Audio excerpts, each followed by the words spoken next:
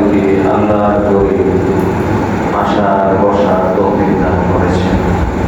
এই জন্য আমরা কানে মানুষ করে আলহামদুলিল্লাহ।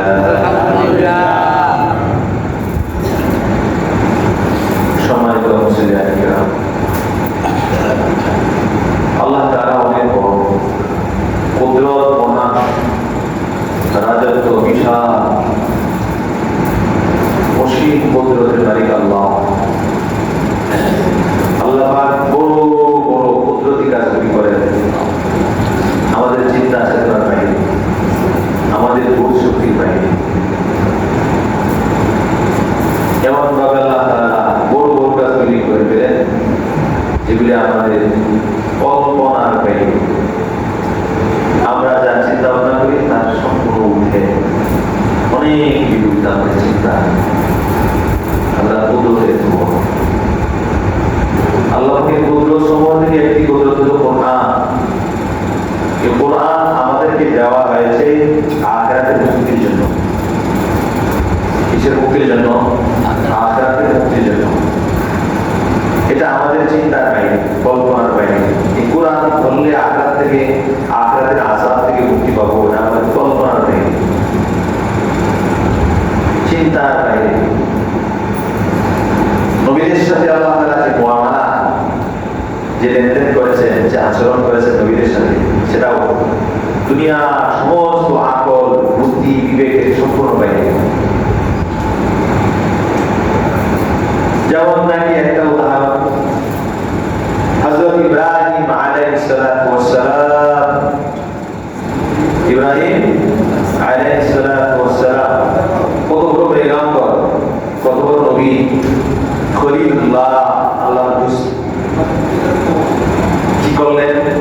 নমরুদে আগুনে ফেলে। আমাদের চিন্তার বাইরে। নমরুদের বিশ্বাস আগুনে ফালাইলেই পূজা সাকাবে। কথা দেখি, নমরুদের বিশ্বাস আগুনে ফেলে দিলেই পূজা সাকা হয়ে যাবে।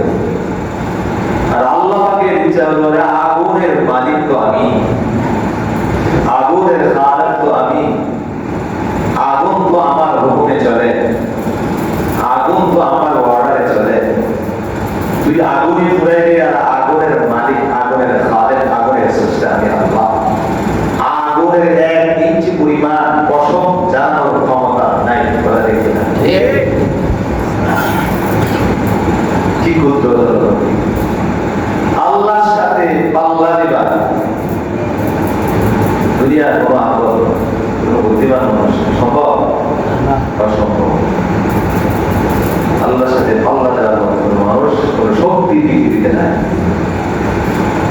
তুমি জ্বালাইবা, আমি জ্বালাইবো না, আমি জ্বালাইবো না, কারণ আগুনের মালিক তো আমি। আনা রব্বুন নার, আনা খালিকুন নার। কথা বুঝে আসছে? আরেকটা উদাহরণ দিই। আল্লাহ পাক বড় বড় হুকুমগুলি, কাজগুলি আমাদের চিন্তা চেতনা, বুদ্ধি, বিবেকের সম্পূর্ণ করে দিয়েছে। মূসা আলাইহিস সালাতু ওয়াস সালাম জন্মগ্রহণ করলেন। জন্মগ্রহণ করার পরে তার আম্মা, মূসা আলাইহিস সালামের আম্মা যার টেনশন হয়ে গেছে, কোথায় রাখবেন, কই রাখবেন, কার কাছে রাখবেন? আল্লাহ পাক বলেন, আরে সমস্যা নেই, কোনো সমস্যা নেই, তুমি একটা বাক্স বানাইয়া সমুদ্রে ছেড়ে দাও। বলে সুবহানাল্লাহ। সমুদ্র কি মানুষ আছে? সমুদ্র কি থাকার জায়গা? তাও একটা বাক্সের মধ্যে কত কিছু ভয় আছে, কত কিছু ভয়, ঢেউয়ের ভয়, পানির ভয়, সাপবিচ্ছুর ভয়, মরে যাওয়ার ভয়। আল্লাহ পাক মূসা আলাইহিস সালাম আমাদেরকে বলে দিয়েছেন, আরে কোনো টেনশন নাই, একটা বাক্স বানাইয়া সমুদ্রে ছেড়ে দাও। আমি এমন জায়গায় রাখবো মুসাকে, আমার দুশমন তাদের দ্বারা বলে সুবহানাল্লাহ। আউযু বলে সুবহানাল্লাহ। এক হলো সমুদ্র, সমুদ্র থাকার জায়গা না, বসবাসের জায়গা না, একটা বাক্সের ভিতরে। মূসা আলাইহিস সালাম আমাদেরকে আল্লাহ তাআলা বলে দিয়েছেন, ওহি পাঠিয়ে দিয়েছেন, তুমি টেনশন করো না, তুমি আল্লাহর উপর ভরসা করো। আমার নবী, আমি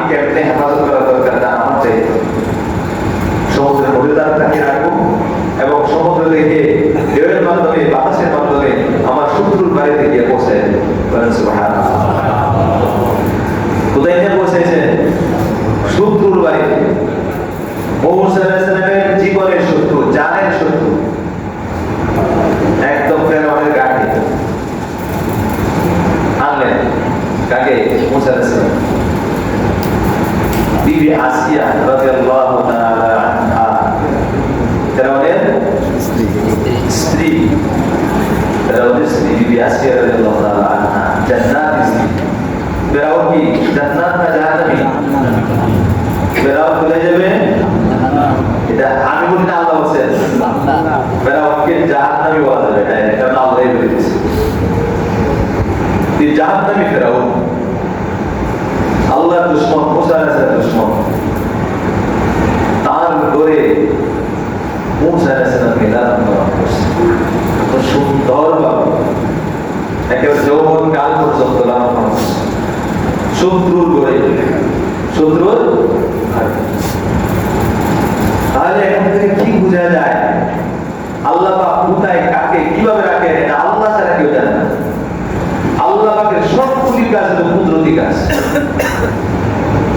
সকল কাজ কুদরতি কাজ। আমাদের চিন্তা চেতনা, আমাদের আকল, জ্ঞান, বুদ্ধি, বিবেকের একদম বাইরে। সেখানে আমরা কোনোভাবে বুঝতে পারবো না।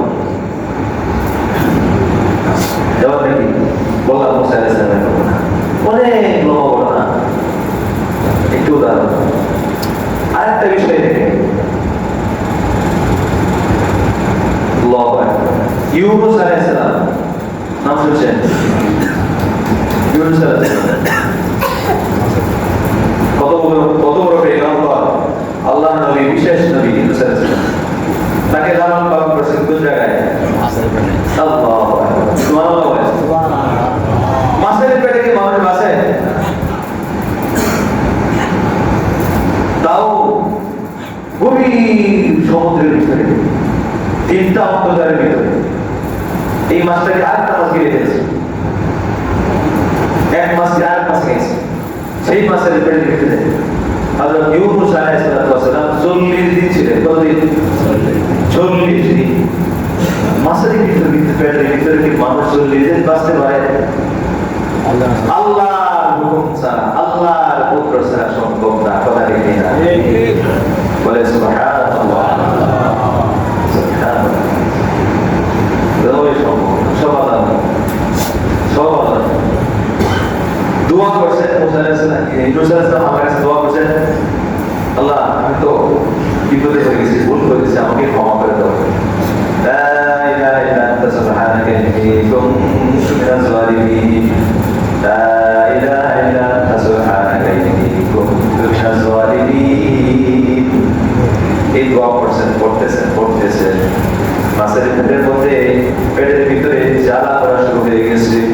40 দিন পরে ওই মাছটা একটা সমুদ্রের পাড়ে অকলাইন বাইরে করে দিয়েছে, আর রাখতে পারেন।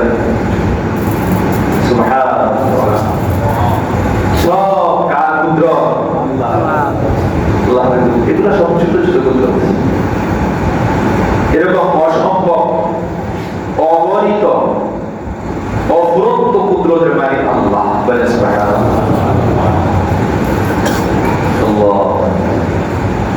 আমাদের নবী হযরত মুহাম্মদুর রাসূলুল্লাহ সাল্লাল্লাহু আলাইহি ওয়াসাল্লাম যখন হিজরতে যান, গুহার ভিতরে কি ছিলেন? আত্মগোপন করেছিলেন গুহার ভিতরে। সেই গুহার উপরে মাকড়সা জাল বানিয়েছে, উপরে কবুতরের ডিম পাড়ছে। কাফেররা এসেও দেখেন, দেখতে পায়নি, দেখার ক্ষমতা তাদের ছিল না। কে হেফাজত করেছেন? আল্লাহ। সুবহানাল্লাহ। এই ধরনের অসংখ্য কুদরত আল্লাহ পাকের আছে। আল্লাহ কোরআনে আয়াতের মধ্যে সূরা ইয়াসিনের লাস্টের আয়াতের আগের আয়াতে বলেছেন, ইযা আরাদাল্লাহু শাইআন আন ইয়াকুলা লাহু কুন ফায়াকুন। ইযা আরাদাল্লাহু শাইআন আন ইয়াকুলা লাহু কুন ফায়াকুন। আল্লাহ পাক ইচ্ছা করেন, যখন কোনো জিনিস ইচ্ছা করে তখন আল্লাহ পাক কি বলেন? কুন বলেন। কোন কাজ করবেন, কোন কিছু করবেন, শুধু কুন বলেন। কোন বলেন আর স্বাধীনত হয়ে যায়। এত বড় ক্ষমতা কার আছে?